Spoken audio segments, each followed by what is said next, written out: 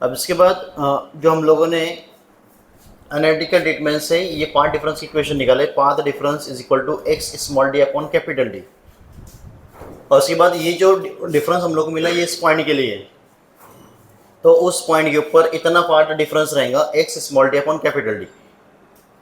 अब हम लोग कंडीशन कंसिडर करेंगे कि अगर वो पॉइंट ब्राइट हुआ तो क्या होगा और वो पॉइंट डार्क हुआ तो क्या होगा। ये दो कंडीशन हम लोग कंसिडर करनी है, ठीक है। तो नंबर 1 कंडीशन हम लोग यहाँ पे लेंगे, if the point is bright. Number 1, if point P is bright. अगर ये ब्राइट बैंड रहा, ये ब्राइट पॉइंट हुआ, तो ब्राइट पॉइंट के लिए पाथ डिफरेंस कितना रहता। Therefore the path difference is equal to n lambda. And ये लास्ट इक्वेशन क्या है अपनी पाथ डिफरेंस की, x small d upon capital d, and path difference is equal to x small d upon capital D.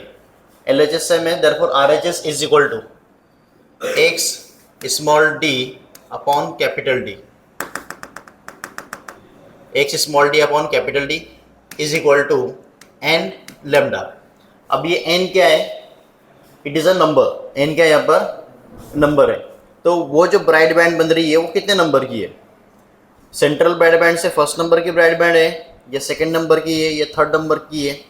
तो हम लोग ने यहाँ पे कंसिडर की वो n नंबर की ब्राइट बैंड है। कितने नंबर की ब्राइट बैंड है, n नंबर की। यहाँ पे हम लोग राइट करेंगे xn small d upon capital d is equal to n lambda, ठीक है। हम लोग को xn फाइंड करना है कि xn कितना रहेगा। तो xn इज इक्वल टू क्या है equation, n lambda capital D upon small D. तो ये इक्वेशन किसकी मिली हम लोग को, if the point is bright. अगर पॉइंट कैसा है, ब्राइट पॉइंट है, तो ब्राइट पॉइंट के लिए xn कितना रहेगा। तो ये जो इक्वेशन हम लोग को मिली है किसके लिए है, n नंबर की ब्राइट बैंड के लिए। This is equation for the n numbers bright band. इसके बाद हम लोग कंसिडर करेंगे n नंबर की डार्क बैंड के लिए इक्वेशन क्या रही है। तो second, if point P is dark. अगर ये पॉइंट कैसा है, डार्क है, तो डार्क के लिए पाथ डिफरेंस कितना रहता, 2n माइनस 1 लैम्डा बाय 2 रहता। तो ये हो जाएगा 2n minus 1 lambda by 2। And again we know that path difference is equal to x small d upon capital d. n हम लोगों ने राइट करा है n नंबर के लिए, ठीक है, xn small d upon capital D.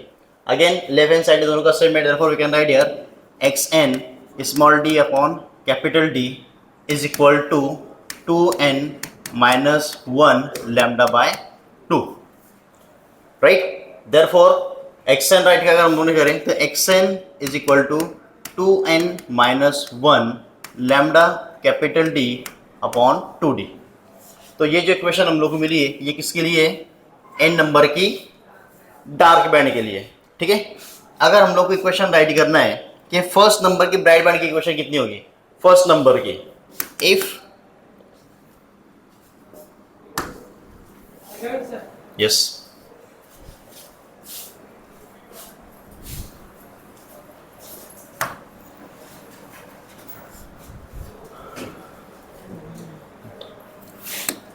if n is equal to 1।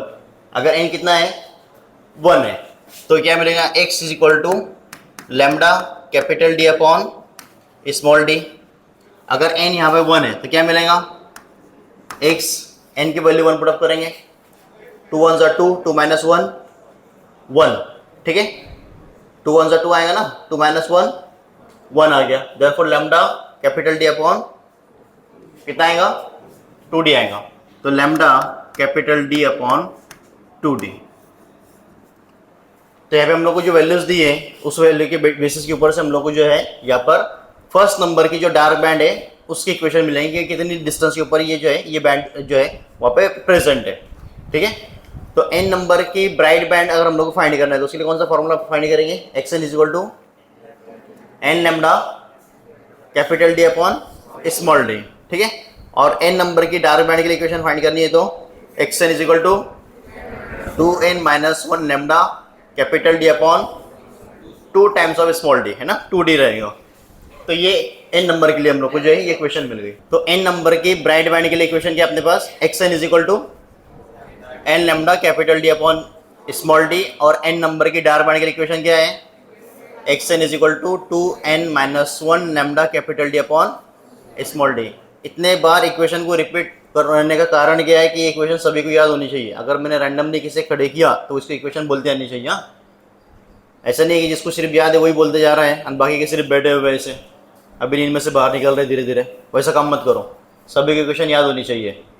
अब इसके बाद जो सेंट्रल ब्राइट बैंड है, उस सेंट्रल ब्राइट बैंड से सपोज करो कि ये हमारे पास है CBB, central bright band. Central bright band के बाद डार्क बैंड है, bright band, dark band, bright band, dark band, bright band and so on, इस तरीके से, और ये दोनों साइड के अंदर रहेगा, ठीक है। डार्क बैंड को हम लोग इससे रिप्रेजेंट करते थे, ये डार्क बैंड है, ये CBB है, ये कितने नंबर की डार्क बैंड है, फर्स्ट नंबर की। ये कितने नंबर की ब्राइट बैंड है, ये भी फर्स्ट नंबर की है, ठीक है। CBB के बाद ये भी फर्स्ट नंबर की ही जो है ब्राइट बैंड रहेगी, इसे हम लोग को सेकंड नंबर की ब्राइट बैंड नहीं बोलना है, ये फर्स्ट नंबर की रहेगी क्योंकि ये CBB है, ये सेंट्रल ब्राइट बैंड है, ये कोई फर्स्ट नंबर की या फिर 0 नंबर की ब्राइट बैंड नहीं है, it is a CBB, right. तो अब यहाँ पर जो है सपोज करो कि CBB से किसी डिस्टेंस के ऊपर एक ब्राइट बैंड है जो कि कितने नंबर की है, कितने नंबर की है, n नंबर की है। तो उस n नंबर की ब्राइट बैंड के लिए इक्वेशन क्या होगी, xn is equal to n lambda capital D upon small d, ठीक है। अब इसके बाद उस n नंबर की बात की जिसकी मतलब उसके बाद जो नेक्स्ट ब्राइट बैंड होगी वो कितने नंबर की होगी,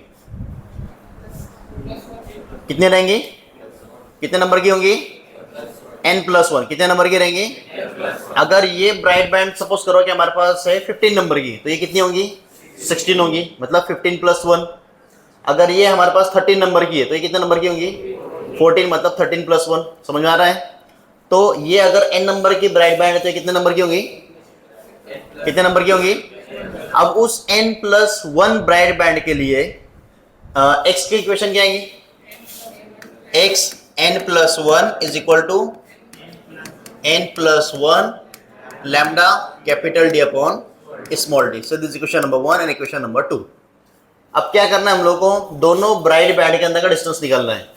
क्या करना है हम लोग को, दोनों ब्राइट बैंड के अंदर का डिस्टेंस निकालना है। अब दोनों ब्राइट बैंड का डिस्टेंस निकालने के लिए क्या करेंगे, इन दोनों को सब्ट्रैक्ट करेंगे, 1 - 2 करेंगे, 2 - 1 करेंगे, 2 - 1 करेंगे, क्योंकि जो अगले नंबर की ब्राइट बैंड उसका डिस्टेंस ज्यादा होगा ऑब्वियसली।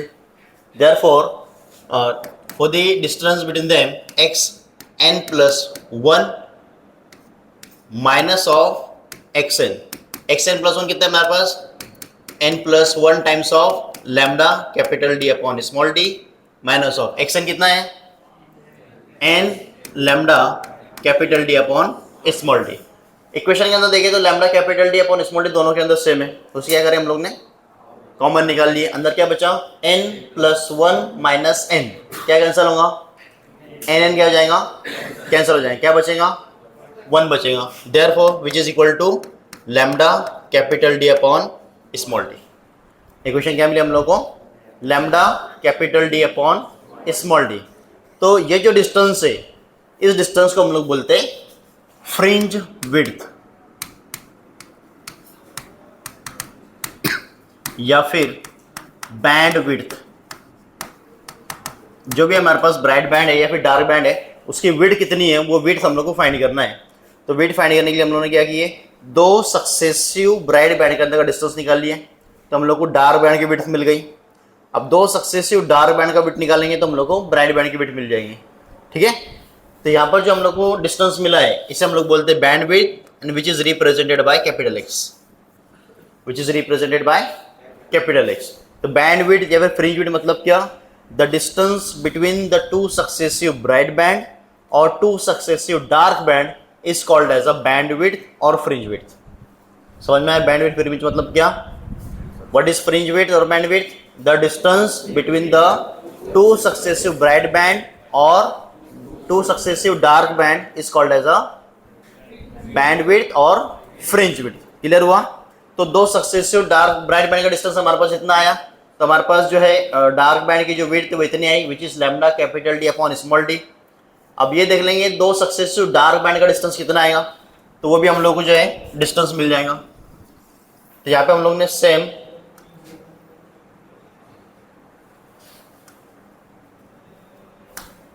वही कंसिडर करेंगे। सपोज दैट n नंबर की डार्क बैंड कंसिडर करें। सपोज करो कि ये वो n नंबर की डार्क बैंड है और इसके बाद की कितने नंबर की होंगी? n+1 नंबर की होंगी। याद रखना, वो n नंबर की डार्क बैंड है, उसके बाद कितने नंबर की होंगी?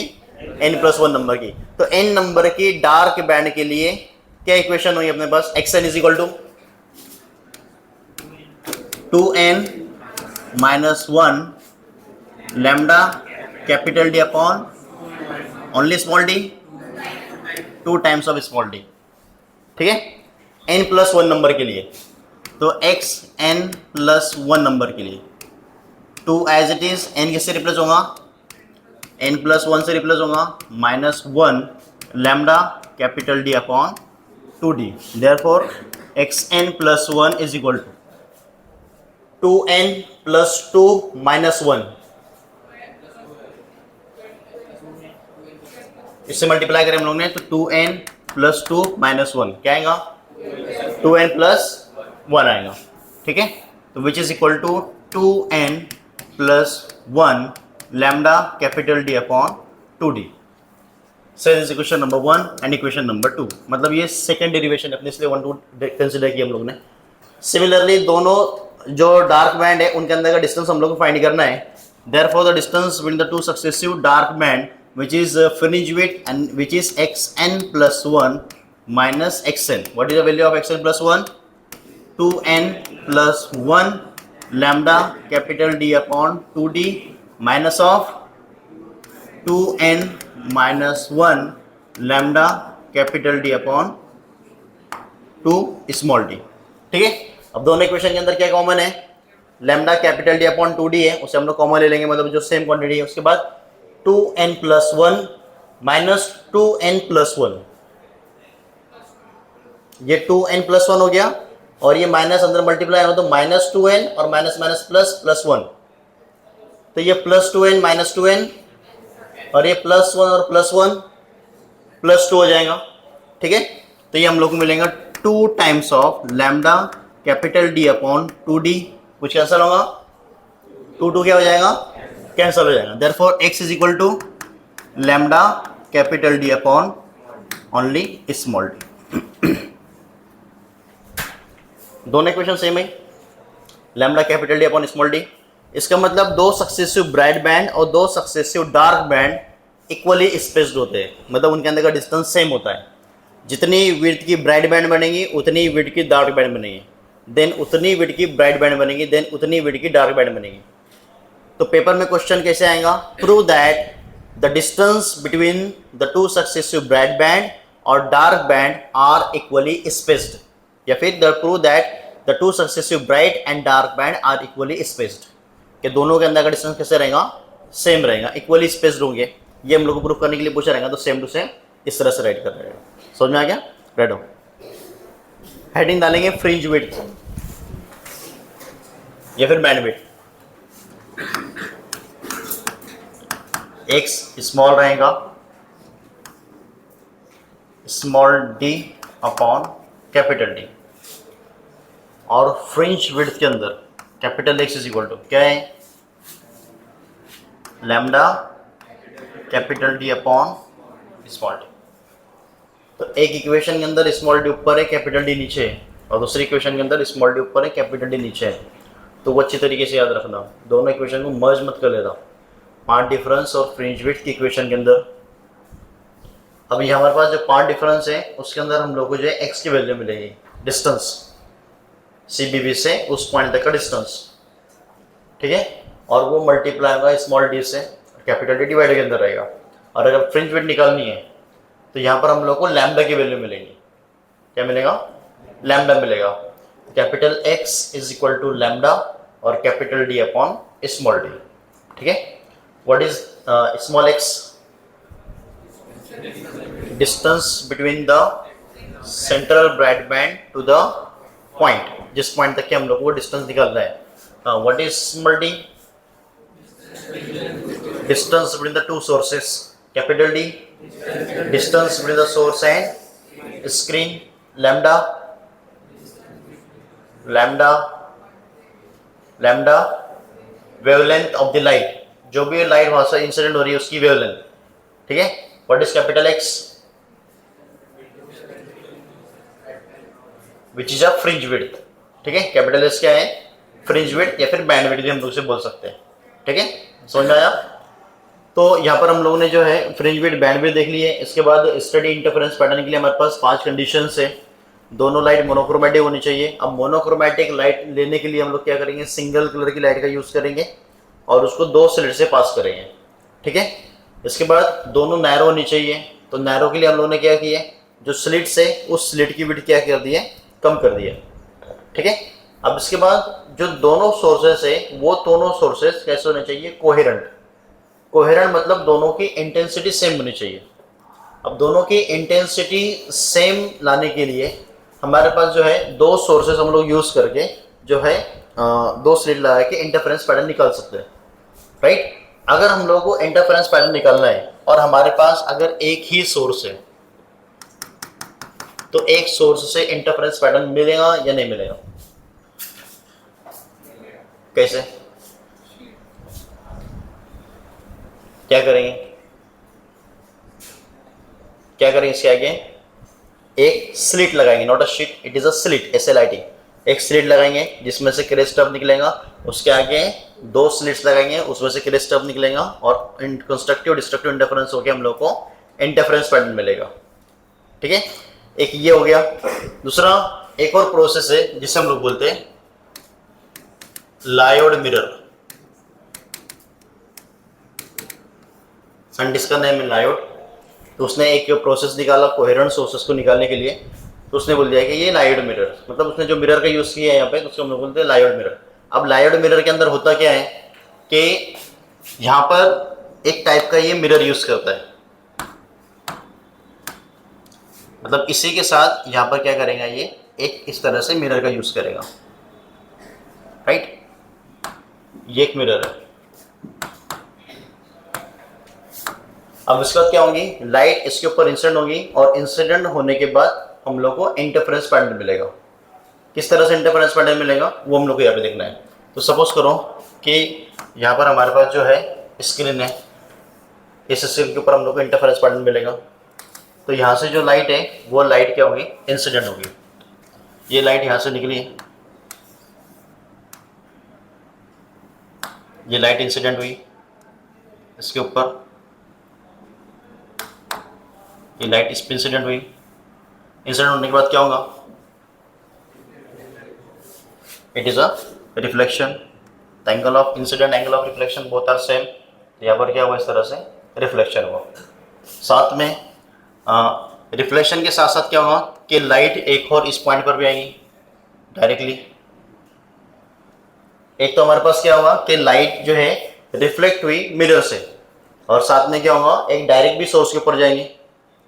सिमिलरली दूसरी अगर हम लोग लाइट कंसिडर करें, सपोज करो कि लाइट इंसिडेंट हुई इस पॉइंट के ऊपर, अगेन क्या होगी, ये रिफ्लेक्ट होगी। तो यहाँ से लाइट निकली और निकलने के बाद angle of incident, angle of reflection both are same, इस पॉइंट के ऊपर आई। सिमिलरली लाइट जो है सोर्स से निकलकर डायरेक्टली स्क्रीन पर भी जाएंगी। ठीक है, सोर्स से निकल के क्या हुई, डायरेक्टली स्क्रीन पर भी गई। सिमिलरली लाइट ऑफ इंसिडेंट, यहाँ से जो लाइट है वो लाइट निकलेगी इस पॉइंट पर आएंगी। According to the angle of incident reflection both are same, light इस तरह से रिफ्लेक्ट होकर इस पॉइंट पर आएगी एंड लाइट डायरेक्ट भी जाएगी। तो यहाँ पर एक्चुअल में हो क्या रहा है कि लाइट जो है डायरेक्ट भी स्क्रीन के ऊपर जा रही है और साइमल्टेनियसली जो लाइट है वो मिरर के अंदर इंसिडेंट होकर उसका रिफ्लेक्शन भी हो रहा है। तो इस पॉइंट के ऊपर दो रेज आके मिल रही है, इस पॉइंट के ऊपर क्या होगा, दो रे आके मिल रही है। तो जिस पॉइंट के ऊपर कंस्ट्रक्टिव इंटरफेरेंस होगा, मतलब दोनों रे का crest crest trough trough coincide होगा, वहाँ पे कौन सा इंटरफेरेंस होगा, कंस्ट्रक्टिव इंटरफेरेंस होगा। कौन सी बैंड मिलेंगी, ब्राइट बैंड मिलेंगी। और जिस पॉइंट के ऊपर जो है क्रेस्ट और ट्रफ कोइंसाइड होंगे, तो उस पॉइंट पे कौन सा इंटरफेरेंस होगा, डिस्ट्रक्टिव इंटरफेरेंस होगा। और कौन सी बैंड मिलेगी, डार्क बैंड मिलेगी। कौन सी बैंड मिलेगी, डार्क बैंड मिलेगी। अब यहाँ पर एक्चुअल के अंदर जो रेज है, उस रेस को जो मिरर है, उस मिरर को इस तरह से हम लोग ने जो प्लेस किए, तो यहाँ पर जो रे इसके ऊपर इंसिडेंट और रिफ्लेक्ट हो रही है, ठीक है, जो रे इसके ऊपर क्या हो रही है, इंसिडेंट हो रही है और रिफ्लेक्ट हो रही है। तो ये जो एंगल है, ये एंगल बहुत ही it is a nearly equal to 180 degree. इसका एंगल कितना रहेगा, it is a nearly equal to 180 degree के, मतलब एकदम स्ट्रेट लाइन होनी चाहिए। यहाँ पे हम लोगों ने बनाने के लिए थोड़ा सा एंगल बना दिए, लेकिन एक्चुअल के अंदर एंगल बनेगा नहीं, वहाँ पर एकदम स्मॉल एंगल 179 टू 180 के इन बिटवीन के अंदर वहाँ पर क्या होगा, एंगल बनेगा। तो उसी की वजह से हम लोग क्या मिलेंगे, वहाँ पर जो है कोहेरेंट सोर्सेस मिलेंगे। कैसे सोर्सेस मिलेंगे, कोहेरेंट। कोहेरेंट मतलब दोनों का क्या होना चाहिए, सेम, दोनों की इंटेंसिटी एम्पलीट्यूड जो है वो सेम होना चाहिए। तो दोनों के एम्पलीट्यूड और इंटेंसिटी की सेम होने के लिए क्या किया हम लोगों ने, इस टाइप का मिरर यूज किया। अब नॉर्मली हम लोग मिरर को तो वर्टिकल भी यूज कर सकते हैं, लाइट आ रही है, रिफ्लेक्ट हो रही है तो भी हो जाएगा। हम लोगों ने क्या कि उसके अलाउंग ही यूज करें। क्या रीजन है, अगर हम लोग मिरर को जो है यहाँ पर भी यूज करते तो भी रिफ्लेक्शन होता था इस तरीके से, है ना। अगर हम लोग मिरर को नीचे रखते हैं तो भी क्या होता है, यहाँ से लाइट इस तरीके से आती और फिर ऐसे चली जाती, ऐसे आती, ऐसे चली जाती, ऐसे आती, ऐसे चली जाती। तो भी तो हम लोगों को जो है यहाँ पर इंटरफेरेंस पैटर्न मिलता था। यस, डिस्टेंस, कौन सा डिस्टेंस, कौन सा डिस्टेंस स्मॉल होना चाहिए। अगर हम लोग ने मिरर लिया और उस मिरर के अंदर इस तरह से स्लाइड को देखें, तो हम लोग को वो एक लाइट दिखाई देंगी जो कि रियल है, और एक लाइट मिरर के अंदर दिखाई देंगी जो कि वर्चुअल है। कैसी लाइट है, वर्चुअल लाइट है। तो हम लोग को दो सोर्सेज इस तरह से दिखाई देंगे। अगर हम लोग ने मिरर यहाँ पे रखे तो एक लाइट सोर्स यहाँ पे दिखाई देगा और दूसरा लाइट सोर्स इस पॉइंट पे दिखाई देगा। इमेजिन करो, ठीक है, एक लाइट सोर्स यहाँ पे दिखाई देगा, एक लाइट सोर्स हम लोग को नीचे दिखाई देगा। तो यहाँ पर जो distance between the two sources है वो डिस्टेंस बढ़ गया, और साइमल्टेनियसली यहाँ पर हम लोग को कोहेरेंट सोर्सेज चाहिए, एम्पलीट्यूड सेम चाहिए दोनों का। तो जब हम लोग इसका एंगल बनाएंगे तो कुछ अमाउंट ऑफ रे जो है वो क्या होंगी, मिरर के अंदर एब्जॉर्ब हो जाएंगी, कुछ इंटेंसिटी उसकी क्या होगी, एब्जॉर्ब होगी, ठीक है। और इस तरह से अगर हम लोगों ने कंसिडर किया, एब्जॉर्ब मतलब वो हम लोग को पूरा रिफ्लेक्शन नहीं देगी, और इस तरह से हम लोगों ने क्या किया, इसको क्लोज में लिए, तो वहाँ पर क्या होगा, मैक्सिमम रिफ्लेक्शन होगा, मतलब पूरी के पूरी लाइट क्या होगी, रिफ्लेक्ट होकर हम लोग को मिलेंगे। ऑब्जर्व करने के लिए एक मोबाइल हम लोगों ने लिए, मोबाइल की स्क्रीन देखना। अगर मोबाइल की स्क्रीन इस तरह सामने रखी हुई है और बैक साइड का हम लोग देख रहे हैं, तो हम लोग को थोड़ा सा वो डार्क दिखाई देता, ठीक है। ऑब्जर्व करके देखना, कैसे दिखाई देगा, डार्क दिखाई देगा। बट हम लोग को वो ऑब्जेक्ट देखना है और उस ऑब्जेक्ट के सामने इस तरह से मोबाइल रख के देखना, हम लोग को वो ऑब्जेक्ट एकदम क्लियर दिखाई देगा, क्योंकि एक्चुअल के अंदर वहाँ पर जो है रिफ्रैक्शन कम होगा और रिफ्लेक्शन ज़्यादा होगा, ठीक है। रिफ्लेक्शन क्या होगा, ज़्यादा होगा, तो मैक्सिमम इंटेंसिटी हम लोग को मिलेगी। इसलिए हम लोगों ने यहाँ पे क्या किए, मिरर को इसके अलाउंग में रखे, ठीक है। इसका मतलब क्या किया हम लोगों ने, इसके अलाउंग में जो है इस तरह से मिरर जो है उस मिरर को रखे। जैसे हम लोगों ने टोटल इंटरनल रिफ्लेक्शन के अंदर देखे थे, टोटल इंटरनल रिफ्लेक्शन के अंदर क्या था, टोटल इंटरनल रिफ्लेक्शन में लाइट इस तरह से रिफ्रैक्ट हुई, राइट। तो ये जो लाइट इसको पकड़ के इस तरह जाती है, इसे हम लोग कौन सी लाइट, कौन सी रे कहते थे,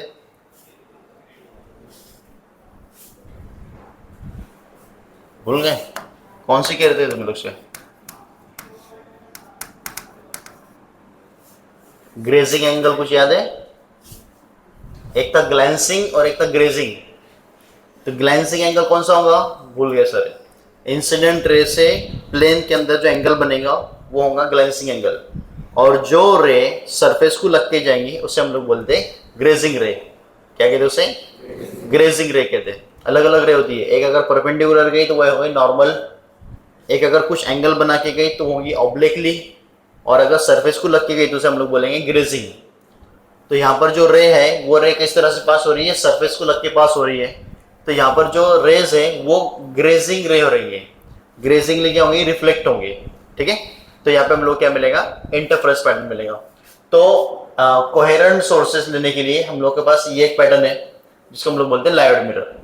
बेसिकली ये क्वेश्चन ना के बराबर पूछे जाता पेपर के अंदर, व्हाट इज डायोड मिरर करके, बट अगर आ गया तो तुम लोग को आना चाहिए कि डायोड मिरर होता क्या है।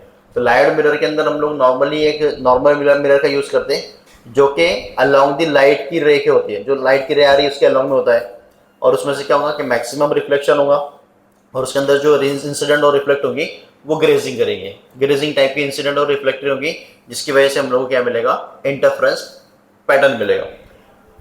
डायग्राम पूछ सकते हैं इसके लिए, तो डायग्राम के लिए भी हम लोग को जो है इस तरह से डायग्राम, मतलब 2 रे जो है एटलीस्ट बनानी है। यहाँ पे मैंने 3 रे बना के दिया है तो एटलीस्ट 2 रे भी तो बनानी है इस डायग्राम के अंदर। तो यहाँ पे हम लोग बोलेंगे सोर्स ऑफ लाइट, स्क्रीन, और इसे बोलेंगे डायोड मिरर। इस कौन सा मिरर बोलेंगे, डायोड मिरर बोलेंगे। समझ में आया, क्लियर हुआ, ठीक है। मंडे के दिन कंटिन्यू कर दो।